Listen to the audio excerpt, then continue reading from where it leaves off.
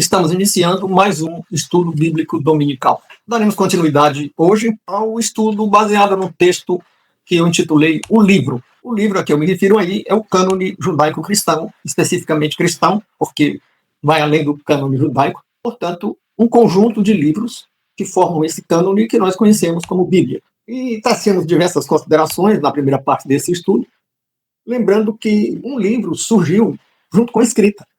E a escrita surgiu junto com os impérios. E os impérios surgiram na chamada Segunda Revolução Verde.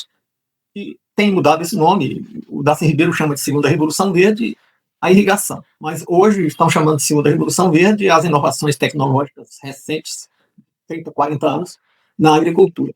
Mas usando a terminologia do Darcy Ribeiro na obra O Processo Civilizatório, estamos chamando de Segunda Revolução Verde aquele momento em que o homem aprendeu a irrigar. A primeira revolução ele teria aprendido a cultivar a terra e, portanto, teria deixado de ser nômade, coletador e caçador, se tornando sedentário, formando aldeias e vivendo da agricultura. Mas, com o salto qualitativo da irrigação, não havia necessidade de que toda a população, todos os trabalhadores, se dedicassem à agricultura. Poucos trabalhadores produziam alimento suficiente para toda a população. E aí a divisão do trabalho se aprofunda.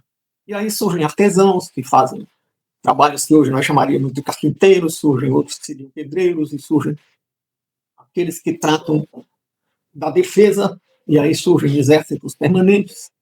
Então, o adensamento das populações, em consequência da grande produção de alimentos, criou uma massa crítica capaz de conquistar territórios e formar impérios.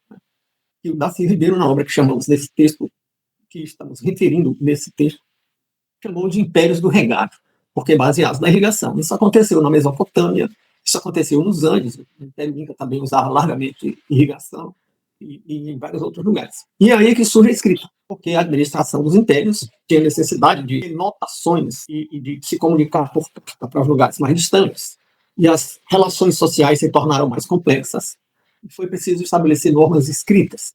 Então, surge a escrita dá lugar à escola, porque o aprendizado até então se fazia em família, com os pais, com os líderes dos clãs. Mas agora tínhamos um conhecimento novo, que aqueles que eram portadores das tradições e que passavam para os filhos não tinham o domínio desse conhecimento novo. Então surge uma atividade especializada no ensino, e no ensino da escrita. Também o fenômeno religioso, que já ressaltamos aqui no nosso primeiro estudo, baseado nesse texto, e esse fenômeno que nós chamamos de religião, que sempre é lembrado quando alguém quer explicar o que seja religião, com base no verbo latino, religare, que é uma tentativa de restabelecer e religar o contato com o Criador, o contato esse rompido quando o homem come do fruto da ciência do bem e do mal.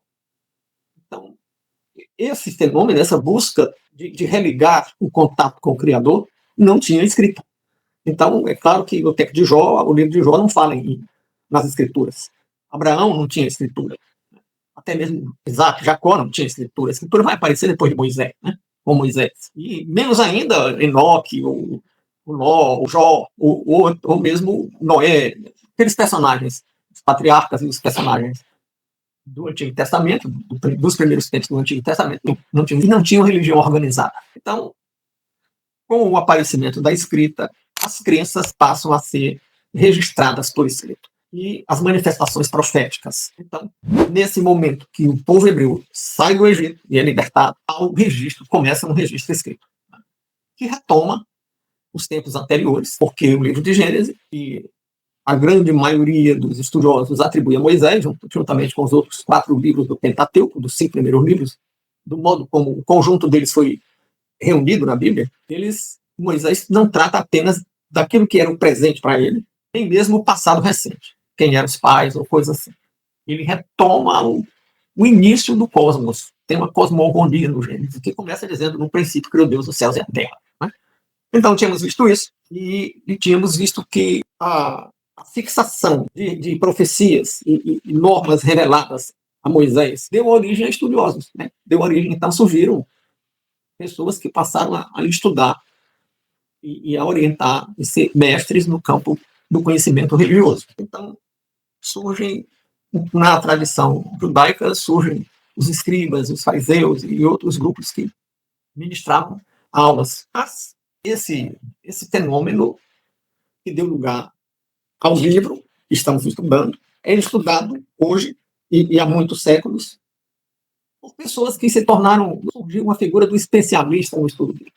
Um teólogo, também historiadores e arqueólogos se debruçam sobre a Bíblia, que é o livro mais publicado, mais lido e mais criticado do mundo. E mesmo assim, apesar de ser o mais publicado, com muitos milhões de exemplares, é o livro mais traduzido no maior número de línguas e é o livro mais criticado e mais debatido e mais estudado. Mas assim mesmo tem uma grande quantidade de pessoas que não conhecem. Ou que até conhece, ou aqui me permitam usar uma expressão popular, por ouvir dizer. Repetem frases e provérbios bíblicos ou supostamente bíblicos, até supostamente bíblicos também, tem algumas sabedorias que são atribuídas à Bíblia e não são bíblicas, mas que não conhecem. Você perguntar assim, quem realmente leu a Bíblia, você vai ter uma parcela que não é tão grande assim da população, que varia de país para país. A Bíblia já foi muito conhecida na Europa, mas hoje já não é assim. Já há bastante tempo que a Europa foi, a cultura dos vários países europeus foi muito secularizada, e lá já não se estuda tanto a Bíblia, mas a Bíblia teve um impacto muito grande. E procuramos, no nosso primeiro estudo, definir algumas palavras que são centrais, né? Palavras-chave do estudo, que uma delas é religião. Fizemos uma descrição do que seja religião. Primeiro, a que eu já repeti aqui, com base no verbo religare, e a segunda com base num sociólogo americano, Thomas Odi, e diz que religião é um conjunto de três coisas: a busca da superação da finitude pela transcendência, a busca da superação da finitude pela completude do ordenamento cognitivo, pela pessoa saber de tudo e articular tudo num conhecimento conjunto, e a busca da radicalidade desse conhecimento. O conhecimento que vai à causa primeira de tudo, de todas as explicações. E tínhamos dito que as religiões do livro, as chamadas religiões do livro, têm isso. Tínhamos lembrado aqui que há uma certa disputa sobre quais são as religiões do livro. A lista menor de religiões do livro inclui só o monoteísmo judaico, cristão e islâmico, da tradição abraâmica, mas também há quem ache que o hinduísmo e o budismo, até uma outra tradição asiática, seriam também religiões do livro, embora tenham livros que não formam um conjunto harmônico. O politeísmo, que nem tudo que está escrito representa um só Deus, como acontece com as religiões monoteístas. Tínhamos feito também uma distinção entre religião e magia. Né? A magia é uma coisa muito antiga. A Europa medieval tinha muito feitiço, muita feitiçaria, né? Mas na antiguidade também. Saul vai consultar uma feiticeira, e qual é a diferença disso?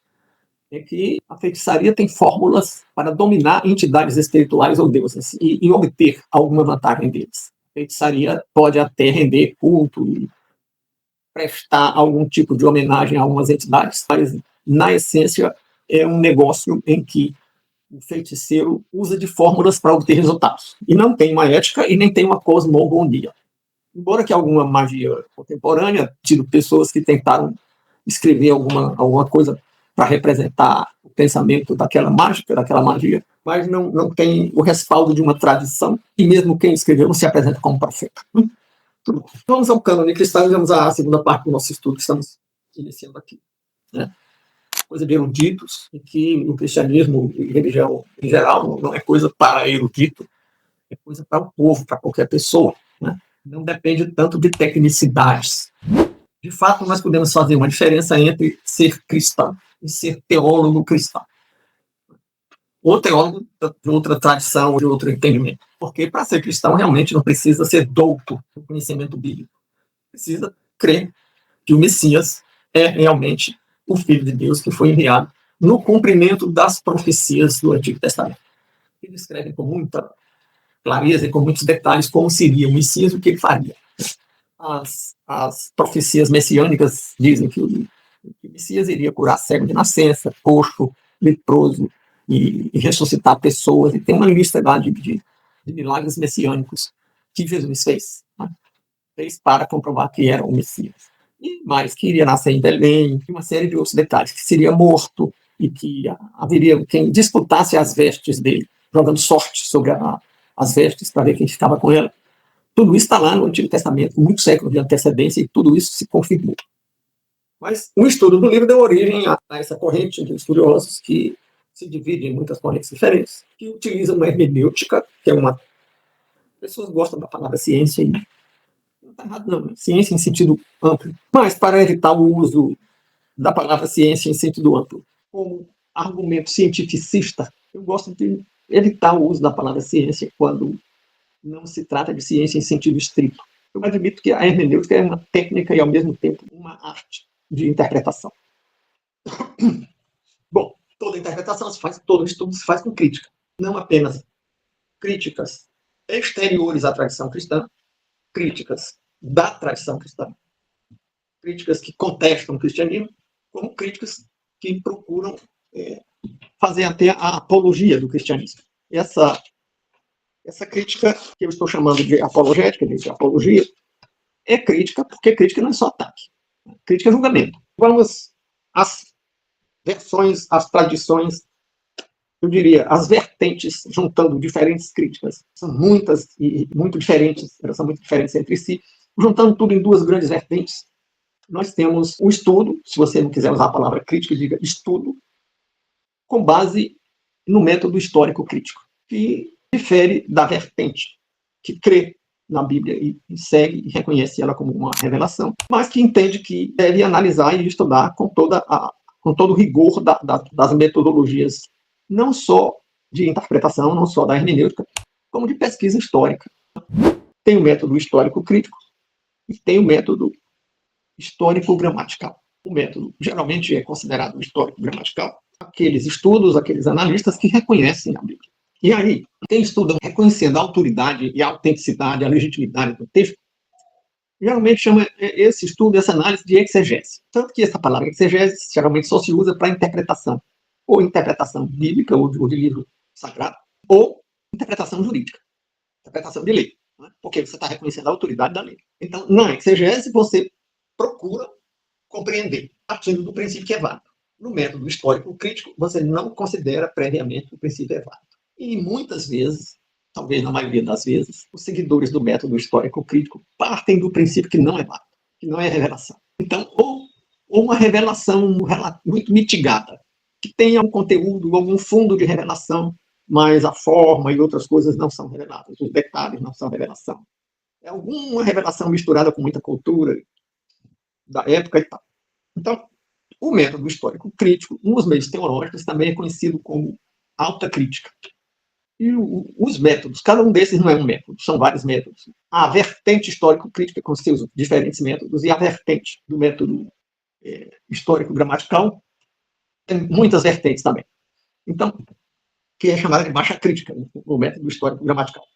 Então, como é que se porta os analistas de cada uma dessas tendências? Bem, o método histórico-crítico faz um estudo da Bíblia como qualquer historiador faria, digamos, da carta do testamento do Getúlio, que talvez não seja um bom exemplo, porque é uma história muito recente, mas como qualquer historiador faria um estudo da autenticidade dos diálogos platônicos, da autenticidade de um documento que seja apresentado como a Carta do Rei Sem Terra, de 1215, na Inglaterra. Então, o que faz um historiador nesses casos? Primeiro, ele duvida. Talvez até por alguma influência do racionalismo do René Descartes, do método cartesiano, que é a chamada dúvida metódica. Você, no princípio, diz, não acredito que seja, vou ver. Né? E aí, a pessoa que age assim usa determinadas técnicas. Bem, você tem aqui o livro de Gênesis, e Êxodo, e Levítico, e Números, e Deuteronômio, os 5 livros chamados livros da lei, chamados Pentateuco. E, muito bem, quem é o autor? Então, uma discussão é sobre a autoria. Você diz que é Moisés, a tradição diz que é Moisés. Diz, mas aí nesse livro relata a morte de Moisés. Então ele relatou a morte dele. E outra crítica que fazem é Moisés, mas tem uma caligrafia diferente aqui, ou tem um estilo diferente de narração aqui. Então começa aí uma crítica quanto à autoria. Né? E tem também quanto à forma. E as pessoas escreviam desse jeito na época. Até a linguagem, o vocabulário era esse, o vocabulário muda, né? Tem palavras que entram na moda, tem palavras que saem da moda. Né? E, naturalmente, que não havia tanto modismo na época. Né? As mudanças, embora também as línguas já fossem vivas, né? Quem não muda é a língua morta, mas as línguas vivas têm uma certa dinâmica, mas não tão rápidas quanto hoje, principalmente no Brasil. Né? O Brasil tem uma velocidade enorme de transformação da língua.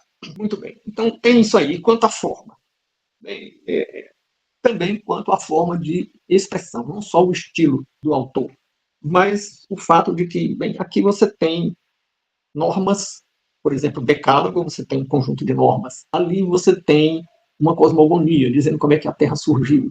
Mais adiante, você tem uma porção de dados estatísticos das várias tribos de Israel. É um censo de homens maiores de 20 anos válidos para a guerra. Aí, no livro de Êxodo, foi feito um censo e tinham 603 mil homens válidos para a guerra. E essas coisas são da lavra de um mesmo autor, que trata de questões pragmáticas. Mais adiante, você tem algumas disposições sobre a liturgia, e tudo isso são coisas de um mesmo autor. Isso é uma dúvida que surge do mundo contemporâneo, né? É um caso de anacronismo. E aqui eu já estou fazendo a crítica da crítica, porque o mundo de hoje, a divisão do trabalho é muito grande e as pessoas dizem quem escreveu sobre liturgia era um especialista em liturgia, portanto, era. E quem escreveu aqui um recenseamento dos homens para a guerra era um administrador, um estadista ou um chefe guerreiro. E ali, quem escreveu sobre cosmogonia era um filósofo. E você quer dizer que tudo isso foi Moisés? Não, não. A apologética da Bíblia não diz que foi Moisés. Diz que Moisés foi o redator, que eu já chamei de autoria imediata. Mas tem uma autoria mediata, que é a inspiração. Nós estamos dizendo que tudo isso é a inspiração do Espírito Santo. Mas eu não acredito nisso. Bom, muito bem. Aí você está na alta crítica e você está manifestando uma opinião. Não crer. Porque crer e não crer são opiniões. Né? Vamos fazer aqui a diferença entre opinião e conhecimento objetivo. Né? Conhecimento é algo que se submete à vigilância epistemológica. Tem que ter crítica e autocrítica. Agora, opinião é livre. Bom, as outras observações críticas sobre estilo.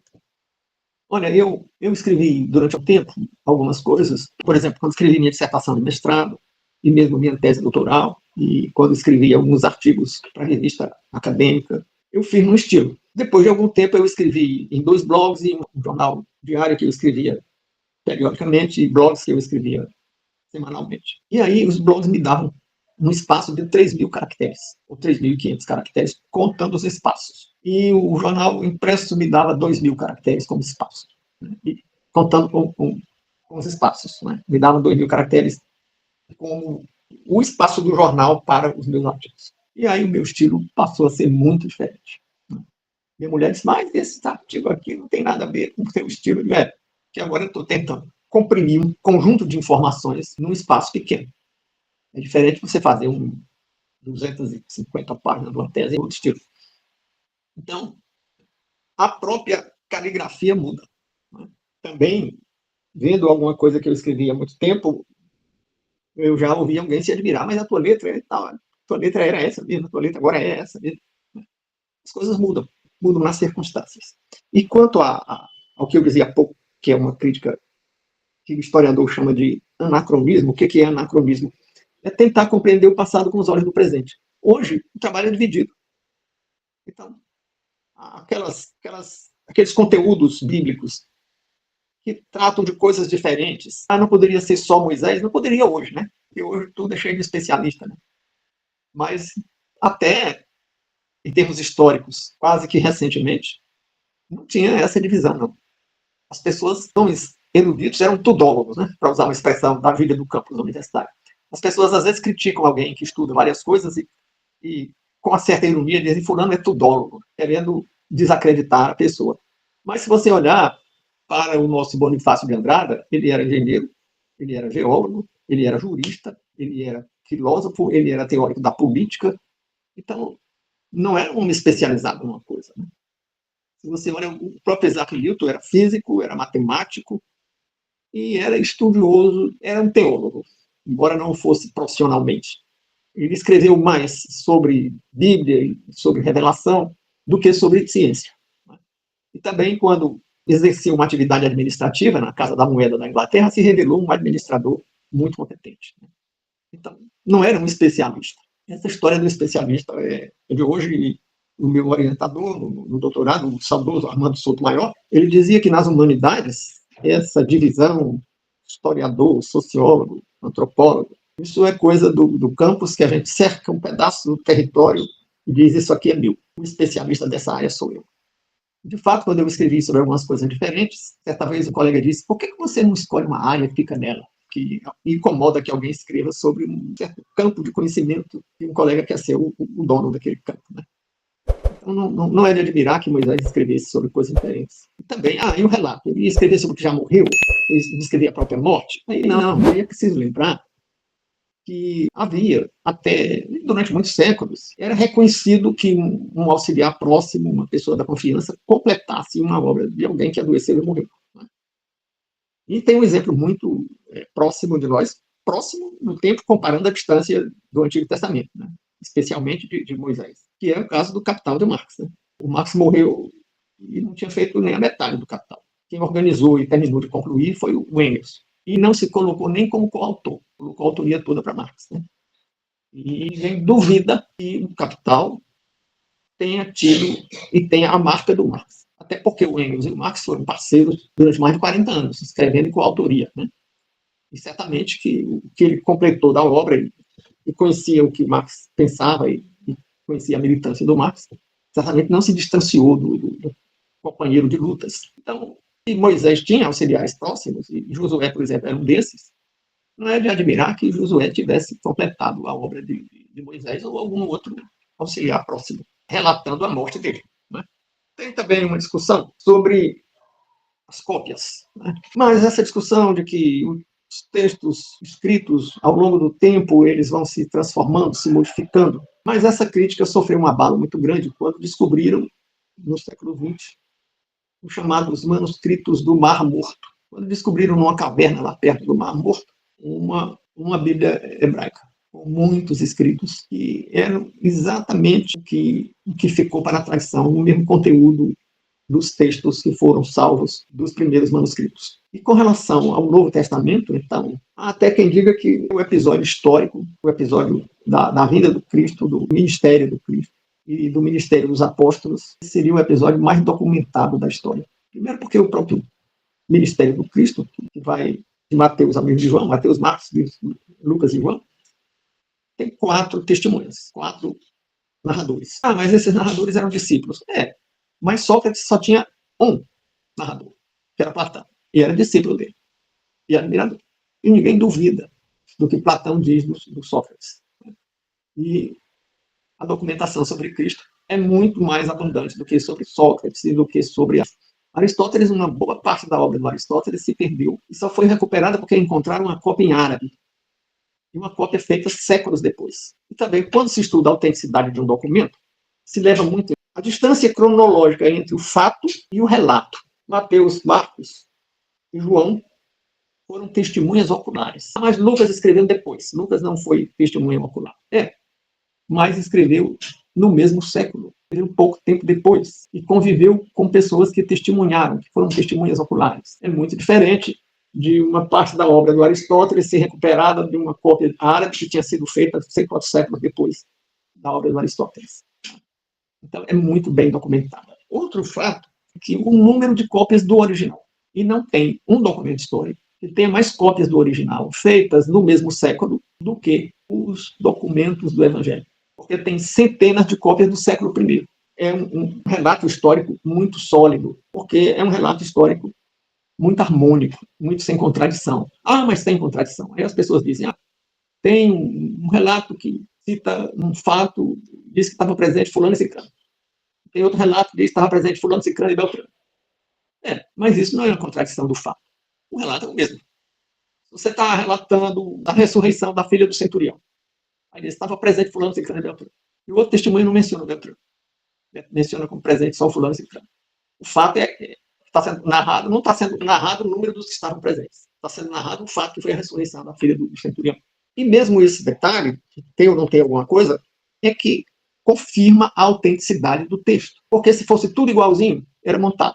Porque se você botar 4 pessoas para contarem o mesmo fato, e quem ensina, quem ministra a aula numa turma, pode fazer o teste. Você pode ensinar alguma coisa, bota alguns alunos para ensinar alguma peça, uma mini peça, e depois peça para os outros alunos contarem a história por escrito. E você vai ver que um aluno descreve a roupa de cada um dos atores da peça.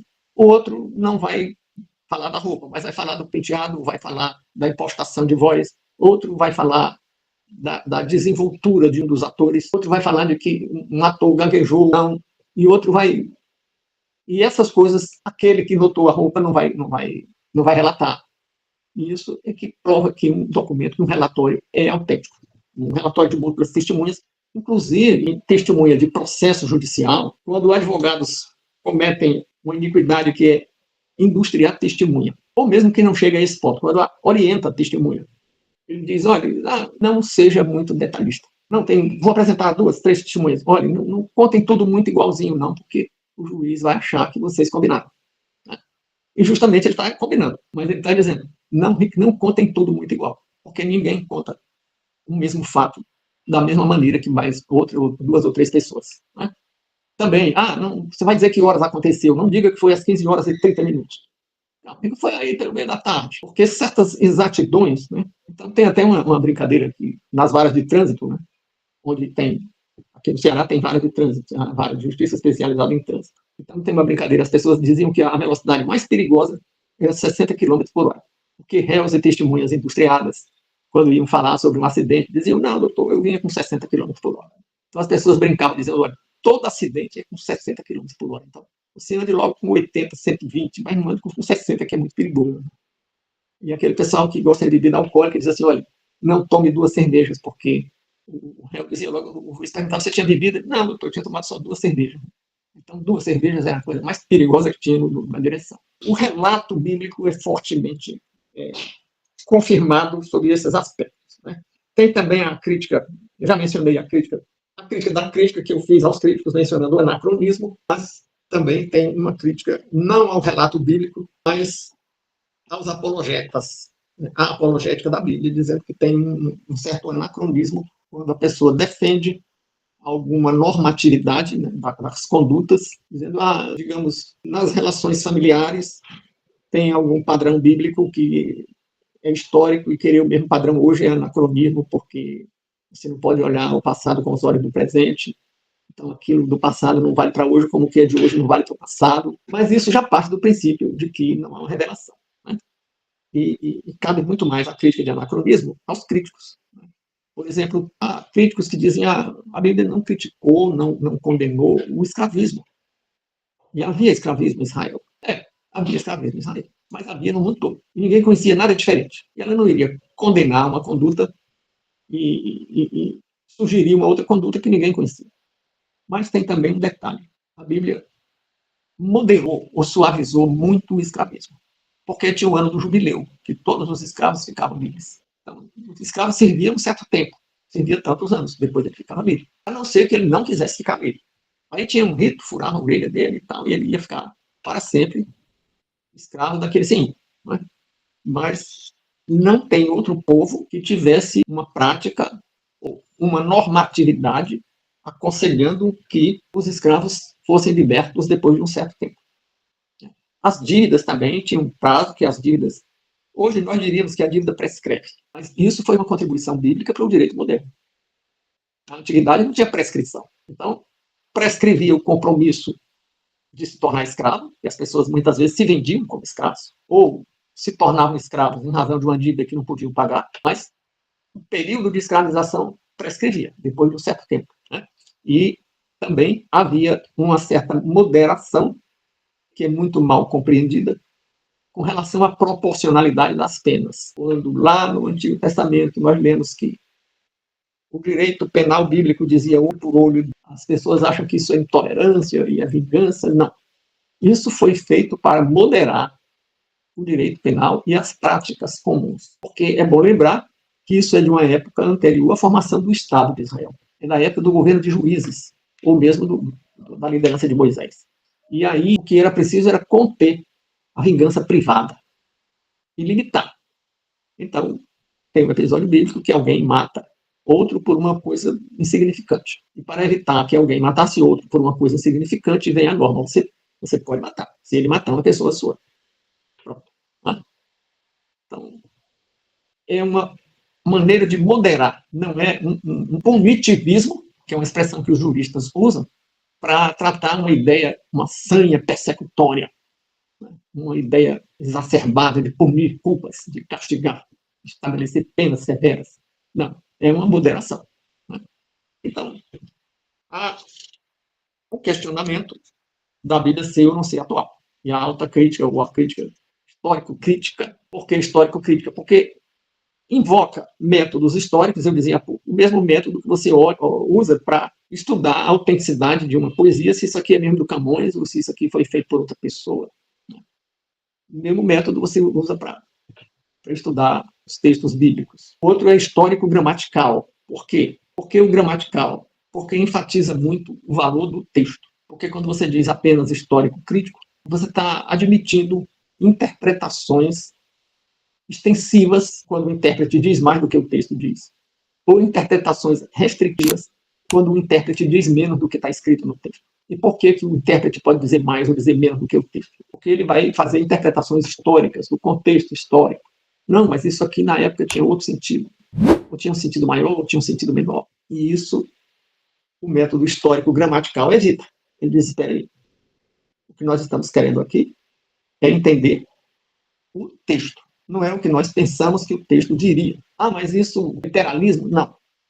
Ismo, que indica, no caso, indica uma disfunção, é quando o intérprete não distingue um relato factual de uma figura de linguagem. Então, quando você lê um relato bíblico que é claramente uma figura de linguagem, então, e você insiste em dizer que aquilo ali é factual, você está sendo literalista. Mas quando você considera, reconhece a validade, a autenticidade do texto, mas a forma do texto, você diz que é figura de linguagem, que não interessa tanto a discussão se é factual ou se é figura de linguagem, interessa qual é o conteúdo. Então, você está sendo alguém que busca a literalidade, não o literalismo. No caso clássico da Torre de Babel, que você diz a Torre de Babel ia chegar no céu, tijolo de barro cozido e rejuntado com betume. Onde era que ela ia? Sair da galáxia, sair para até chegar no céu. O céu é um lugar físico. Né? Então você diz, não, isso é uma figura de linguagem. Não quer dizer que não tenha havido um esforço de chegar ou criar ou construir um paraíso terrestre. Tem obras políticas, de teoria política, que usam muito. Tem até um analista lituano, que depois se naturalizou britânico, Isaiah Berlin, e ele tem um trabalho sobre a Torre de Babel. E o Michael Oakeshott, um historiador inglês, tem um trabalho sobre isso. Especificamente, o Isaiah Berlin fala assim por alto em busca de construir um paraíso. E o Michael Oakeshott tem um livro mesmo sobre um texto, um longo artigo, uma coletânea sobre a Torre de Babel, dizendo que as teorias políticas utopistas são torres de Babel. Aquelas teorias políticas que prometem uma ordem social feita, que todo mundo é igual e todo mundo é solidário e todo mundo tem bem-estar. Ele diz, isso aí é a Torre de Babel. O que é a Torre de Babel? Era chegar no céu sem precisar morrer e sem precisar de um salvador. Então, você não está estendendo, não está fazendo interpretação extensiva nem interpretação restritiva. É o que nós consideramos, né, como defesa do cânone, repassando essas discussões todas da alta crítica, lembrando que a baixa crítica ao método histórico gramatical passa ao largo do que deu motivo às críticas. Né? Inclusive, tem muitas obras que tratam da crença negativa do método histórico crítico, porque parte do princípio que a Bíblia não é revelada, que não existe Deus. Né? Então, se você quiser, pode chamar de preconceito, porque é mesmo. É um conceito estabelecido antes do exame. E tem algumas obras, eu vou lembrar apenas uma aqui para dizer para vocês, de dois autores, Norman Geisler e Frank Turek, que escreveram uma obra Não Tenho Fé Suficiente para Ser Ateu. É uma obra bem volumosa, que trata de pressupostos que são formas de crença. Bem, feitas essas considerações, só me resta lembrar que se você se inscrever no nosso canal, você compartilhar as gravações do nosso canal, e se você mandar mensagens ou canal de voz ou mensagem escrita, formulando perguntas ou dando as suas contribuições, fazendo as suas considerações, a plataforma passa a divulgar mais o nosso canal. Né? E se você der um like, você também estará favorecendo aqui a plataforma divulgue mais o nosso canal. E muito obrigado pela presença de vocês e fica o nosso convite para o próximo estudo, porque encerramos esse estudo aqui. Mas não encerramos no sentido de que não estejamos dispostos a dialogar com vocês no privado ou no canal, se vocês enviarem comentários ou perguntas. Muito obrigado e até o próximo domingo.